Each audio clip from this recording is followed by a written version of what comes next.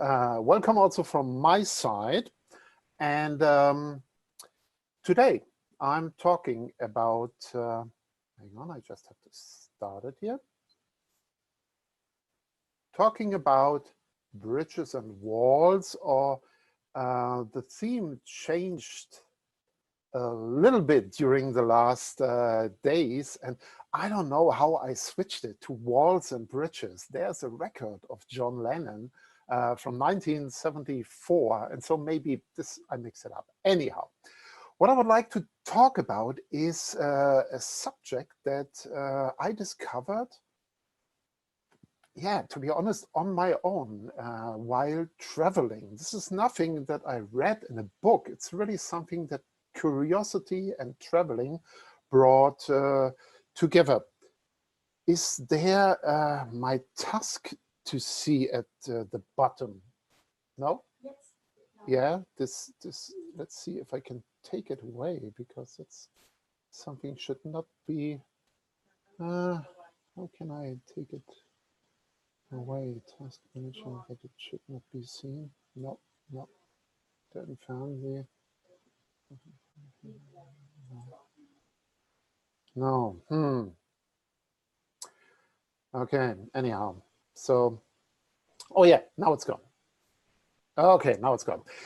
Yeah, and I would like to use the city of Munich as an example for the stories, how we can see by the location, by the buildings that still exist or were there before, what is the similarity in cities in Europe. And later on, after this, you might have a look at the map of the United States and think about your cities, and you will even find some similarities about this. So I will use Munich as an example for a thing that it's, let's say, in general in Germany and Central Europe. Here we are, a map of Europe. Here I am up in Berlin on the northeast of Germany, and Munich is in the south, so almost from here 6 hours by car. And here once again the map of Germany, 16 states, the capital of Berlin and the biggest city here. Then the second largest city is Hamburg in the north.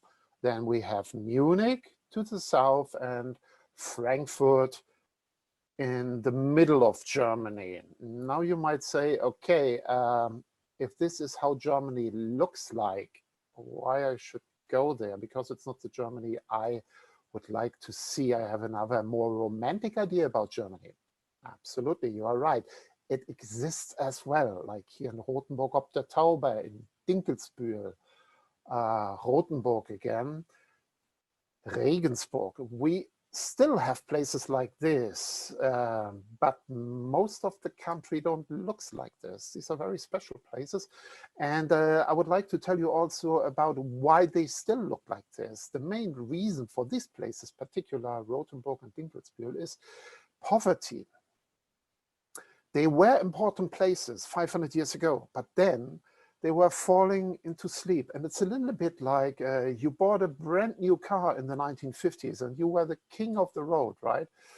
And then unfortunately you lost your job. So not like the other neighbors, you could afford to buy a new car. So you kept your old car till the 1980s. And then somebody came and said, wow, that's a cool car.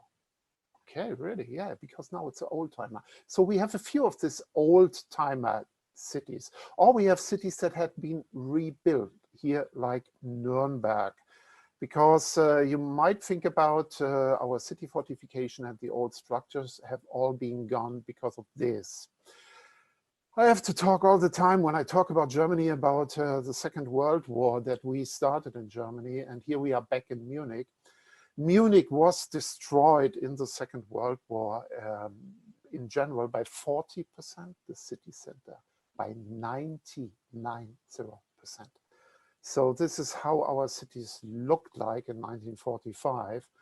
And so then the reconstruction was fast. We needed to get home for the people. It was not the time to rebuild churches and monuments. We did this later on. And Yesterday was exactly the day when 75 years ago, Munich was liberated by your army. And the two soldiers who are holding here this sign, it's a street sign on that you can find or found on the entrances of Munich. And there is written something interesting. There's written München, which is the German word for Munich.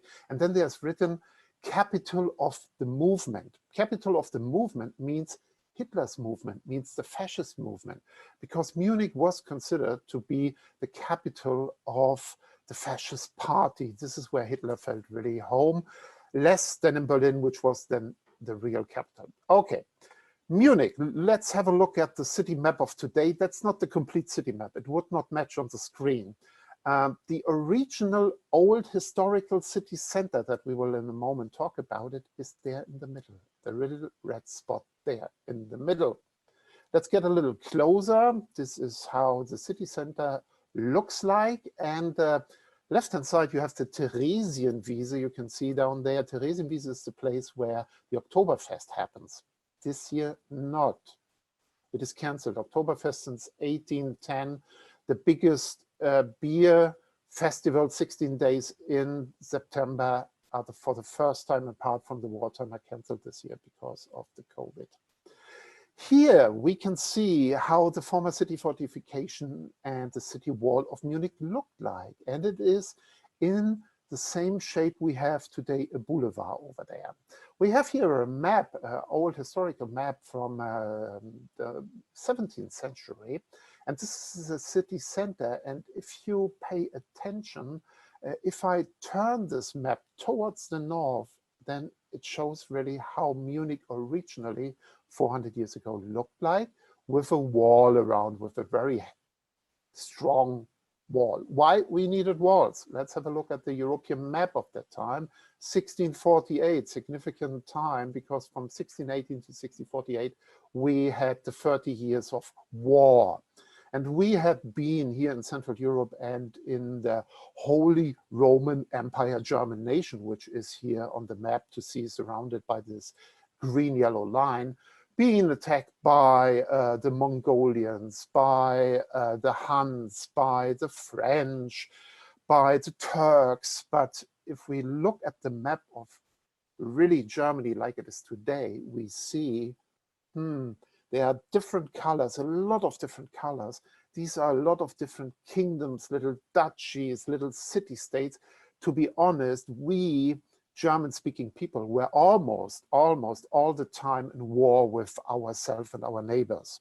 So since 75 years, so we celebrated this year, since May 1945, we don't have war anymore in Germany. None of our ancestors, not my parents, not my grandparents, never ever it happened to our ancestors here. So I'm really happy and lucky about this.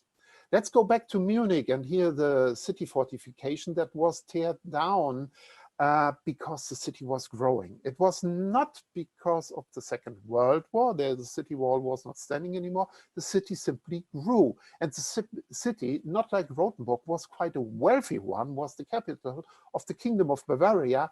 And they wanted to enlarge the city and make it in a different style, like buying a new car that I mentioned they were. And so today, the Isartor looks like this. It is a boulevard, a ring road that goes around the city center. The Karlstor on the western edge of the former historical city center in our days looks like this. There I put a circle around the Karlstor, the Charles Gate leads you into the pedestrian area. And here we have a historical painting, I like it a lot, with the Theatiner Church, and in front of it you see the old city wall in Munich. Today the square looks like this. To be precise, not today, even there's sunshine today in Munich, nobody is sitting in a street cafe because it's the situation we have at the moment. But if you look really carefully or you ask your local guide in Munich, they will show you where the city wall is still in parts to be found, but it makes no sense anymore. It's really in the middle of the city center without any function. Let's have a look at some other maps of cities in Germany, like here, Potsdam. which is close to Berlin. Then here, Worms, historical place at the Rhine River. Down here, this is Vienna. That's the capital of Austria. And here we have the city of Würzburg. Let's start with Vienna. There is, in my opinion, the easiest way to see where the former city fortification was, where the city wall was. There is nowadays the Ring Road. It's a beautiful boulevard, which has also the main sites, the main buildings on it. In Worms at the Rhine River, there is a park that you think about, it's a park, it's stretched out because it's the former fortification, and the moat, the same we have in Potsdam. There can be found a park, a long stretch along the street, going around the city center. But the best example and the easiest to recognize, in my opinion, is Würzburg. Now we have a look at Würzburg. It's in the north of Bavaria, located on the river Main. That is also the river where Frankfurt is located on. And it's not only the city center, it has also a castle on the other side of the river. And now we come into German language. This place is called Würzburg, and Würzburg has the Burg inside the name. And Burg means simply castle. So if you put one and one together, then you might think about a place that it's called Hamburg, okay, and Quedlinburg and Brandenburg. And this all means that these places had been with a city wall, or still have a city wall, or at least had a castle. You might think now, looking at Würzburg, oh, it looks beautiful. It hasn't been destroyed, Matthias. It has been. And this is another tragedy. 75 years ago, on the 16th of March in 1945.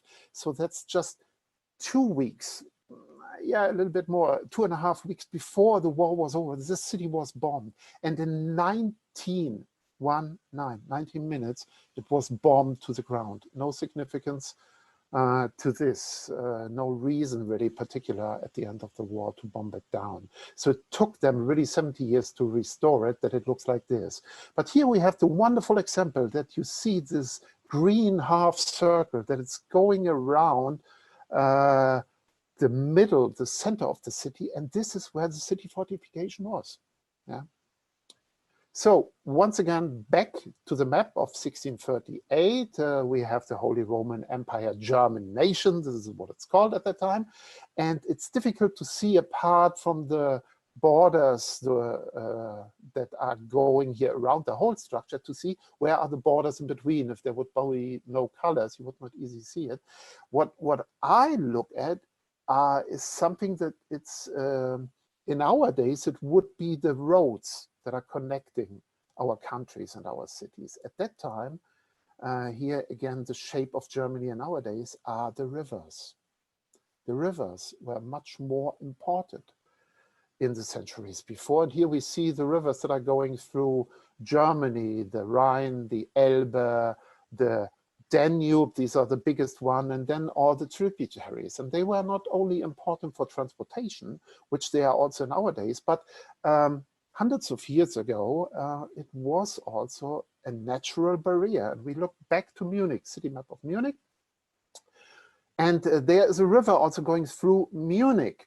Yeah? And this is the Isar River. Yeah? From the south to the north, to the right-hand side, you see the Isar River picture of this. And there are 17 bridges nowadays that cross the Isar River.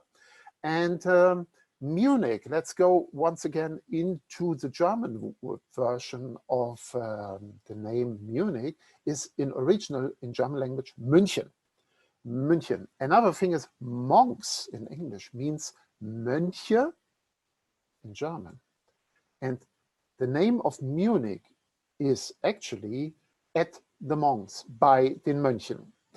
You can see this connection also in the coat of arms of Munich. You have a monk, you have a city fortification or gate, it could be the Charles Gate, and you have a lion, which is the symbol of the city. And why? We had actually never lions in Europe, but there was this guy, and he was called Henry the Lion. He was a political leader, he was a knight, and he was the one that started Munich in 1158, or let's say he had built a bridge. Was done by slave labor, sure, not by himself. A bridge, it's not the original bridge. The original bridge in 1158 was a wooden bridge, but this is how it started in Munich, and this bridge was close by the monks, close by the Mönchen. Now, ladies and gentlemen, comes an adventure, something that I have never done before, and I hope it will work. Now you get to see some signs here from me, but I would like to do a live drawing. Don't laugh at me, please, of the result. I want to show you. This is to make something clear. This is, let's see, like this, the year 1158, and this river is the Isar. Okay.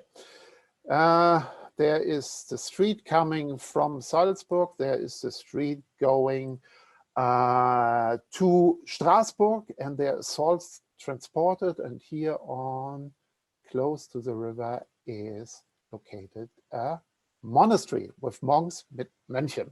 Now comes this guy, and he had built a bridge. How cool is this? Now it's no problem anymore to walk through the river. You can cross it with a bridge. He is a smart one, and he said, okay, I invested some money, or at least the work of my man, and so I can ask, this should be a dollar sign. I could ask, I know it's not very talented and it's not so easy. I can ask for some toll. There's a toll collection point, because crossing now the river brings money into it. Yeah. But the good thing is the people now also can go and stay maybe in the monastery, to stay there overnight, or soon this is not enough capacity anymore. So what we have here is the first guest house stays here. I try to make it kind of like bad, if you can see this. People want to eat and to drink. Drinking is easier. Drinking seems to me easier to make a drawing. Beer, sure. And where the beer is brewed, the beer comes from the monastery, because this is also a thing. Beer started to be brewed in Bavaria around this time, around this, because during the Lent, the monks were not allowed to eat mainly bread, but they had the ingredients. So with the same ingredients we do bread, we also produce beer. So wonderful. There's a place to stay, and there's a place to pray. There's a place where you have to pay the toll, and then somebody else settles down, and it's what we call a blacksmith, because you need maybe new horseshoes. It's not the nicest horseshoe ever, I know. And then you think about, okay, some people are also walking, so somebody else is settling down there, and he is, and now comes the most difficult drawing, he is, because at that time also people couldn't write and read, so this guy would put out a sign with this, and maybe you would recognize, oh, it's a shoemaker, perfect. So this is how a city starts. This is how a city with a bridge starts, and all our cities in Europe started like this. And then finally what they do, they put a wall around it. And so here you have the city of Augsburg, the city of Vienna, the city of Munich, the city of Paris, the city of London. They all started like this. They are all located on rivers. Like this wonderful cities over here. To the left, we have Innsbruck in Austria, Innsbruck. And let's go into the German language again. Innsbruck, what does it stand for? It's a river there, and it's called Inn. And Bruck is in German Brücke, or bridge. That means Innsbruck is simply the bridge over the river Inn. We have other places, Osnabrück, Königsbrück, Vöcklerbrück, Bruck an der Mur, Langenbrücken, Bad Brückenau, and so on. Right-hand side, there is the city of Frankfurt am Main. Am Main is at the river Main. Frankfurt, what does it stand for? Franks are the Franconians, the Franconian tribes. You might think about France. Yeah, it has something to come with this. And what is ford? Ford is simply the ford. It's the shallow passage through the river. Okay. In Germany, we have at least two Frankfurts. So if you put it into the GPS, you should be precise. And nowadays, the GPS is asking you Frankfurt am Main at the River Main or Frankfurt at the River Oder. The distance in between is about 600 miles. So you should be really sure what Frankfurt you want to go to. We have other places, Stassfurt, Schweinfurt, Pfähnefurt, Fürth, Erfurt. I would like to switch now to Erfurt because this is a recommendation. If you ever come to Germany and you have Munich on your list to go to, if you have some extra time, go to Erfurt. Erfurt is a beautiful place, former in the East German part, and it's a historical city. It was a big city and an important city when Munich was still a small town. So that's quite interesting about it, and this is what it's called. And Erfurt is, we see here a bridge which is a covered bridge. So beside the Rialto Bridge in Venice and beside the Ponte Vecchio in Florence, this is a bridge that it's really quite impressive, beautifully restored, and it's crossing the river Gera, and R stands for muddy water. Today it's more clear. If you take off your shoes in summertime, you can still default through it. Okay, but let's go back to Munich. This is how I want to finish my little presentation and show you the Munich of today with this little film. Enjoy it.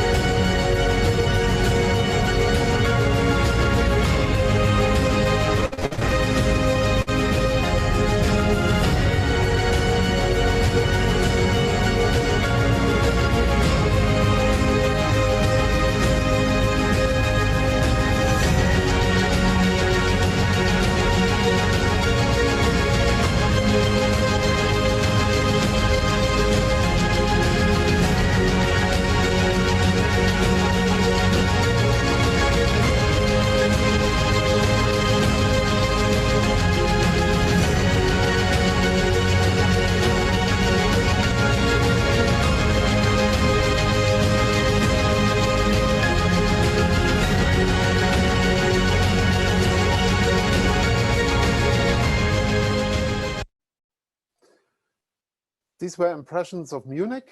We might see each other, hopefully, again in Munich, maybe here at the Hofbräuhaus, like with some students and groups that I was there. And I can already look forward to next week, because next week I will do on Monday a presentation about Martin Luther and the Reformation. That sounds kind of dry, but I tell you, it's a story about an unknown monk in an unknown town 500 years ago, changed our world. And then on Wednesday, I will talk about the Bavarian castles of Ludwig II, and that they have nothing to do with Germany.